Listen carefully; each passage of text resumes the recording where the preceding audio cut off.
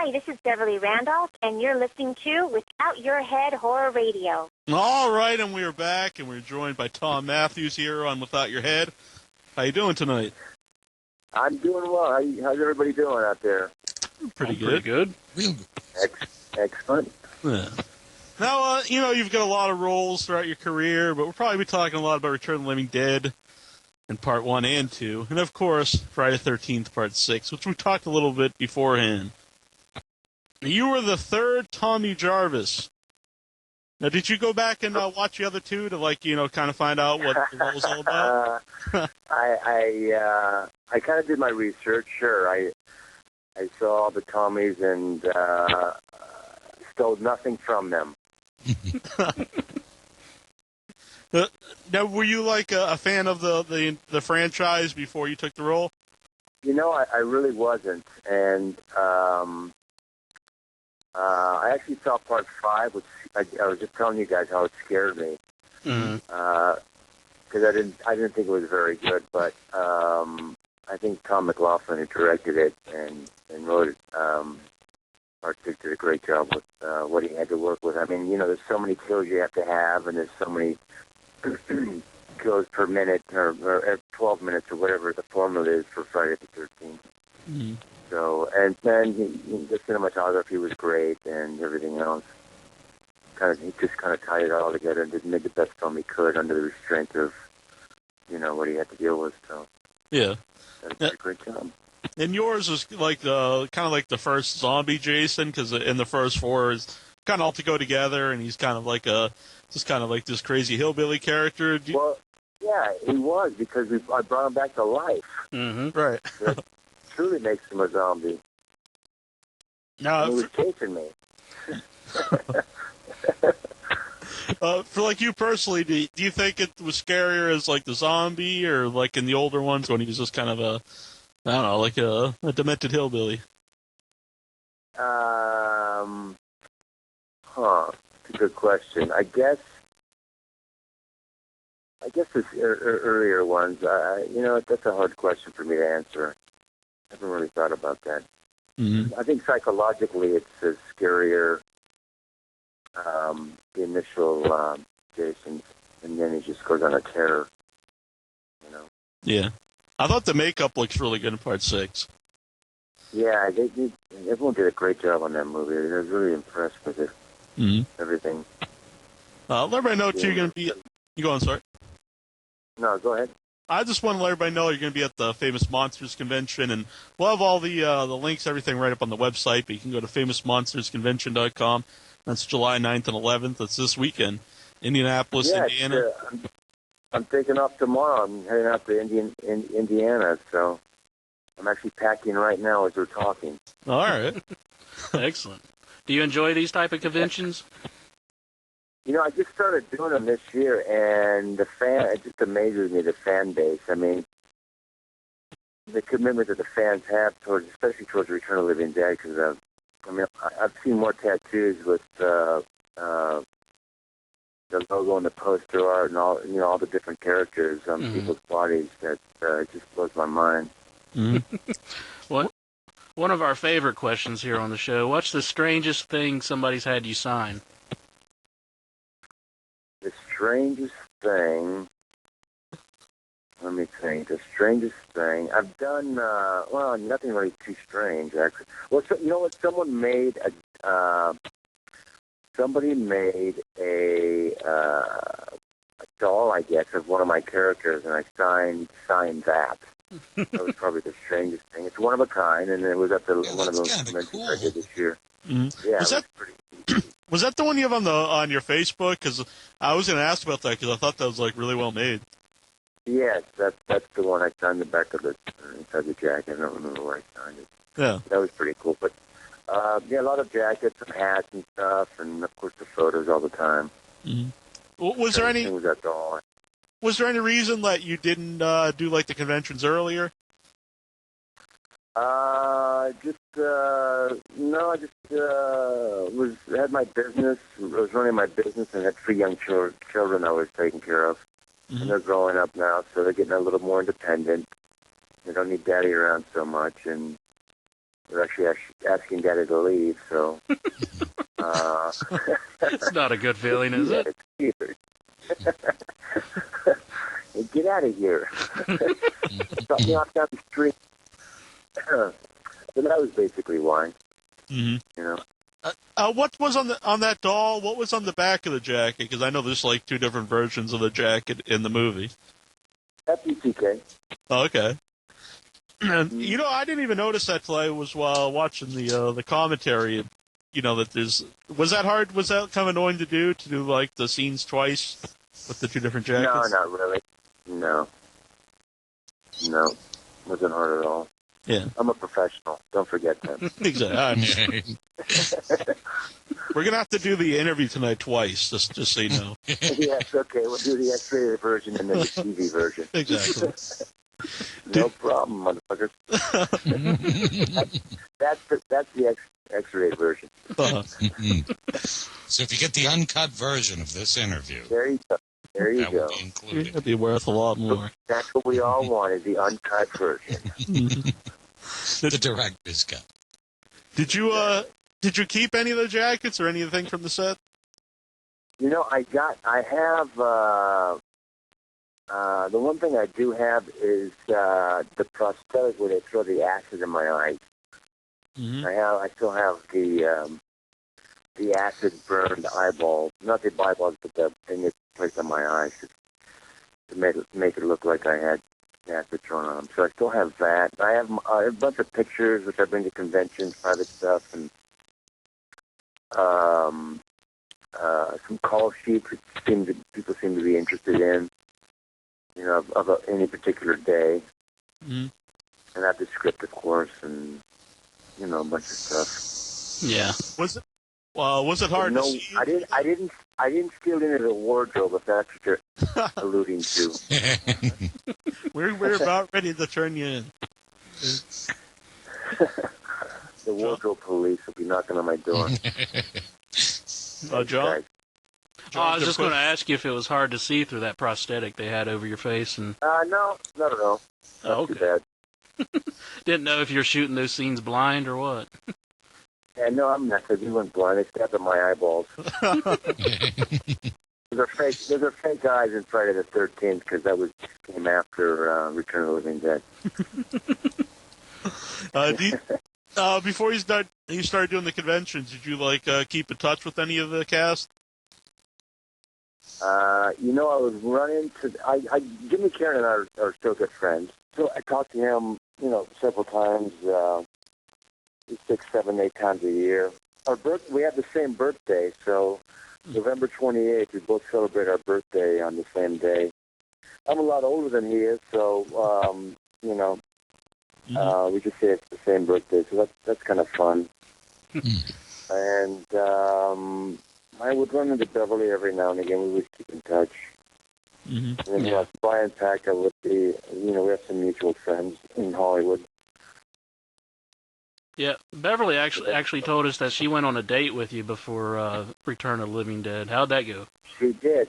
That was second base. You knew my follow-up question. It was part of research, guys. Okay. Mm-hmm. And in the movie, we're newly dating. We haven't been dating that long, so as you could tell, still young, wide-eyed and bushy-tailed. When we had Brian Peck on, I think it was Brian Peck. He mentioned that everybody, the whole cast, they were thinking about doing a direct sequel at some point in time, kind of bypassing the other sequels and sequel right off the original one. Have you ever heard anything about that, and would you be interested in it? He kind of mentioned something, I think at the last convention, but, I'll try and get some clarification at the Famous Monster Convention over the weekend to find out exactly what he has in mind. Because he's directing now, he's directed a couple of things, and so I wonder if he wants to direct it and write it. Who knows? Yeah. Would it be, if you like the idea of it, would it be something you'd want to do? Oh, it could be a hoot. Yeah, why not? Yeah. Speaking of who, what was like Clu Gulager like? He always seemed like a pretty What good a pain in the ass that guy. Jesus Christ. Are you kidding me? He just, at the time, I mean, I love Clu now. I've got to know him a little bit better. But at the time, he was, I just felt like he didn't want to be there. Yeah. You know. You think he felt like he was kind of above doing like a horror movie, or just, Yeah, wasn't something? yeah. It was just a job for him. Mm-hmm. He did a great job. And, he has his own process, which sometimes affects everybody else. But, Yeah. he did a great job. He's a great actor. Yeah. They mentioned that he like threw a punch at Dan O'Bannon during the filming of that. I never saw that. Mm-hmm. I did see him throw something though. In Dan's direction. It didn't hit him though. No, I don't think so. Yeah. Well, what did you think? What did you think of Dan O'Bannon? Dan was great. I mean, he treated me really, really well. Really well. I think he kind of, I don't know, if he was younger and would have cast himself, he would have cast himself in my part. Oh, okay. I always kind of felt that. He kind of took me under his wing, and it was a great experience. Mm-hmm. John? Yeah, I was just wondering if there was like any explanation why they had you in Return of the Living Dead Part 2. I mean, you died in the first one. I didn't really... what it was? I found that it was a huge hit over in Japan, so they wanted us to come back. I think that was the only reason. That was the only reason. It had nothing to do with the... I don't even know because it doesn't make sense that anybody came back at all. Yeah. Well, I guess you guys all played different characters. I mean, you even kind of mentioned the movie. We did.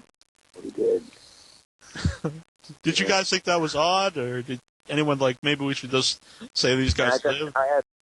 I thought all of Part 2 was odd, actually. Yeah. I would say I mentioned with when we had Brian Peck on, because when you hear anybody talk about the first one, it seems like Dan O'Bannon, pretty much the whole cast are like really they're really passionate about the movie, and I think you can see that in the movie. Then when you listen to the commentary of the director for the second one, it seems like he doesn't really, he just kind of says outright, he's like, I don't really care about this movie. Did you have like that feeling like when you were making it? That he didn't care about. It just wasn't my. I just didn't get along. Mm-hmm. And you can be talented and mean or annoying, but you can't be untalented and mean and annoying. Right. It just doesn't work. You have to be able to back it up anyway. Yeah, just the whole. Plus the sky. I don't know what they were trying to. I don't know what they were going for on the second one. To tell you the truth. Mm-hmm. Well, what made the first one so great was the humor came out of the situation. They weren't commenting on the humor. Yeah. And, it was. That's what made it so funny. Yeah. Mm-hmm. You laughed at the situations they were in, not because somebody was dancing or making a joke or going for the joke. Yeah. I know. You say, John? There's a lot of comedic aspects in all the horror films that you were in. Did you enjoy that side of it? Yeah, I do. I think you kind of need that to kind of in any movie to let the intensity down, drop your guard, and then boom, you boom again. With the whatever it is, whether it's psychological thriller or horror film or whatever. I know in the commentary they talk about they thought you and James Caron, like you guys were kind of going over the top when they were filming it. And they heard you guys scream. Part 1 or Part 2? In Part 1. Mm-hmm. But they didn't once they saw the finished project. But at the time, did any of the other cast members say like, what are you guys doing? Like going so crazy?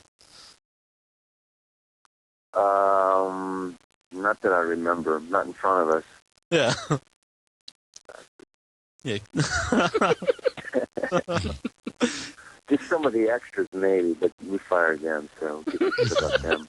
Get rid of that extra. Yeah. No, it's funny because we rehearsed for 2 weeks, so we're doing exactly what Dan wanted us to do. He didn't, Mm-hmm. that was a great part, too. It was really helpful because we didn't have a lot of film, so we had to, make the best of the film that they had, I guess. Yeah. There's a lot of one takes. There's a lot of one shots. If you look at the wide shots, there's not really a lot of coverage on some of the shots right in the middle of the movie. Mm-hmm. They didn't do any coverage. That's where they punch in and do a close-up, someone's reaction or someone saying a line or something. Yeah. Is there anything about it, do you think, that why people remember it so fondly, why it's held up so long? I thought, because they had a tribute, Dan died, so they had a tribute, and they showed the movie again, and we just recently saw it on the big screen here in Hollywood, and it really does hold up. It's just amazing. I think what makes it such a classic is, you actually find out why they want to eat the brains, and stops them from decaying. It's like a heroin, I guess. It stops the pain from dying. Mm-hmm. Yeah, it's like, because most of the zombie films, there's no reason. It's just they come back and they just want to eat everybody. They're just chewing people. But now we know their motivation. Yeah. Mm-hmm. And then if you look, they're,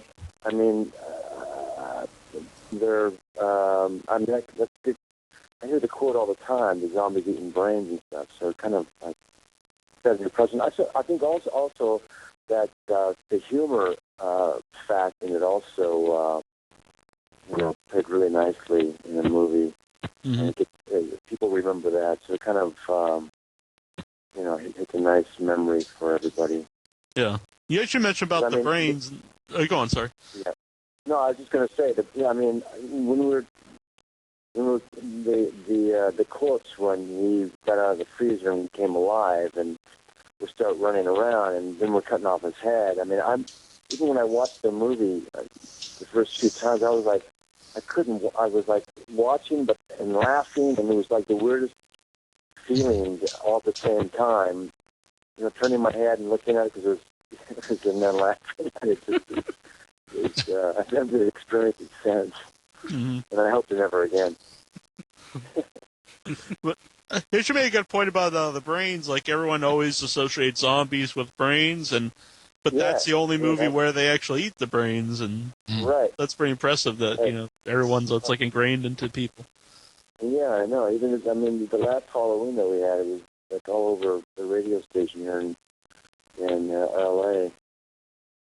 I think even Knott's Berry Farm out here is doing a knockoff on zombies eating brains and stuff.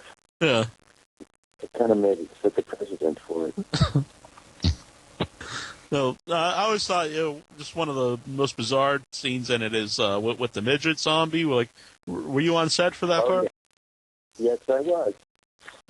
There were the paramedics. I was just inside. They were, checking my blood pressure and my pulse, and then they went right to that scene where the paramedic goes out to the call more paramedics and closes the door, and there's the guy and spits the brains or whatever he's eating out of his mouth and starts chasing him. So yeah, that was. I actually saw that guy. Gosh, I ran into him. I think he was at one of the conventions. Really? Yeah, this in the past year. Huh. I didn't know if he'd be still around. That's pretty cool. Yeah.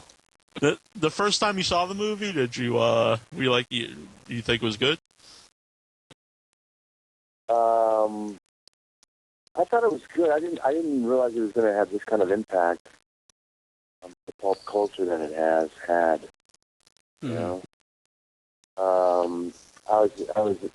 I tried to get my acting, because I was studying acting at the time. I tried to get my acting coach to go see it, just because of the title, he wouldn't go see it.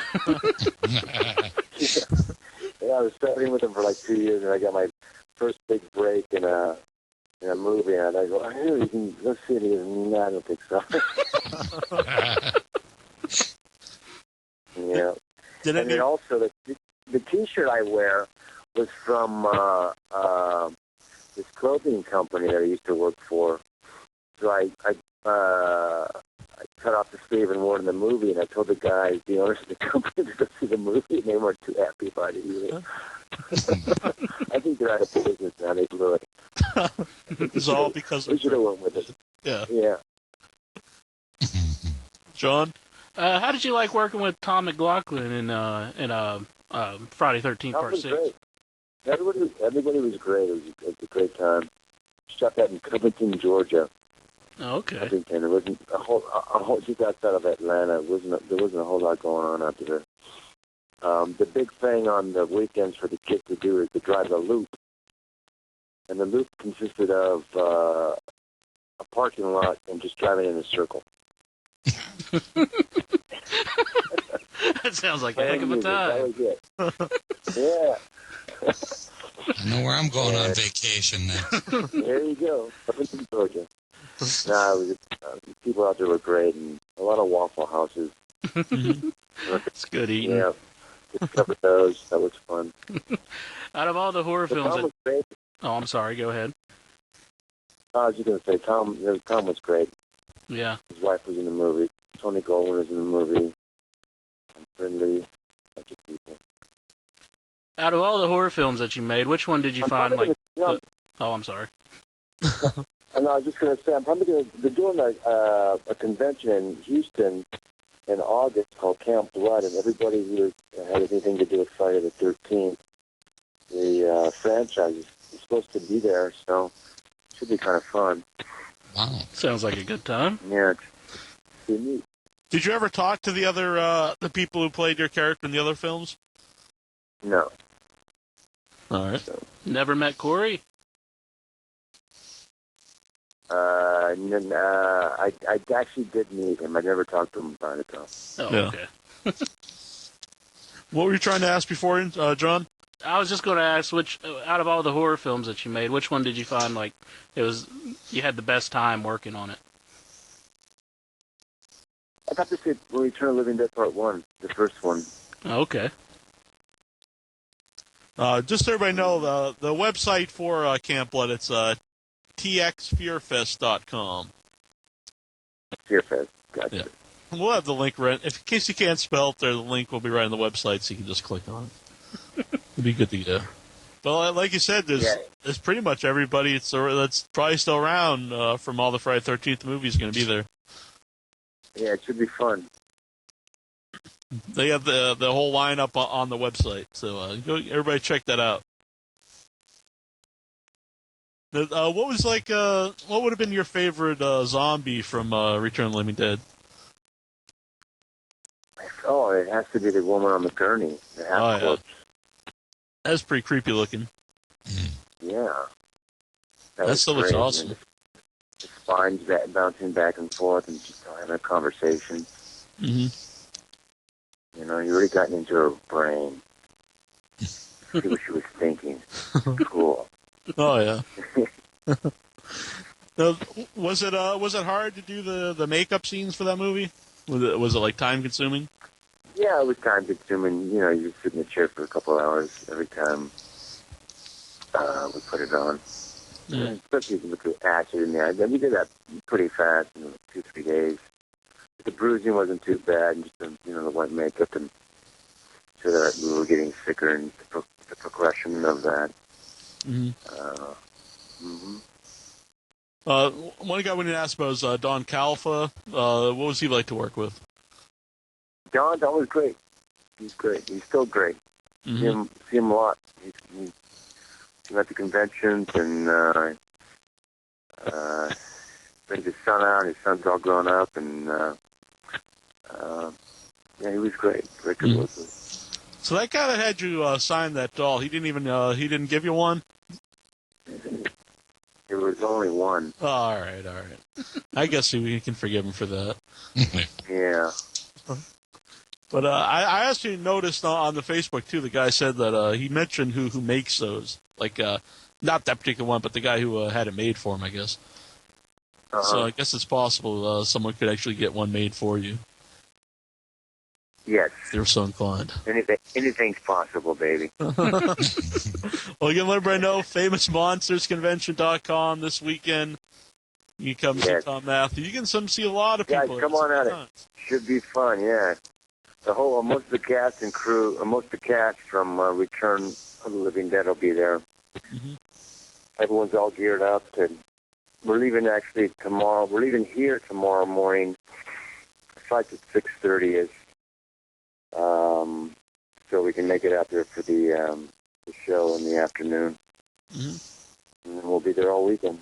And we've talked to, a lot of the cast members, and all of them are really cool people. Always a lot of fun to talk to. Mm-hmm. So anybody out there, go there, see it. Who's the coolest? Who's the coolest? Oh, I think that would definitely be Thom Mathews. All right. Yeah, I heard you say the same thing to Brian Peck. Oh, man. You've got Beverly said. Oh, yeah. Well, you do have one over all of them because you're my neighbor in Farmville. Oh, that's true. I know, I'm thinking of that goddamn thing. I was very happy about that because John's always making fun of me for playing it. I was like, Thom Mathews plays it. He's my neighbor. 24 million people, man. Come on. I might have to start. It's all about the Mafia Wars. Come on. Yes, there you go. I mean, I've only got 24 hours in a day. But yeah, a bunch of my friends at the Mafia Wars, and keep sending me, trying to get me to join, but can't do it. I'm already addicted to Farmville.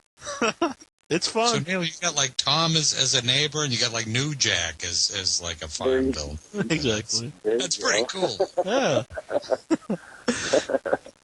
Well, we want to thank you for coming on tonight. It's been awesome.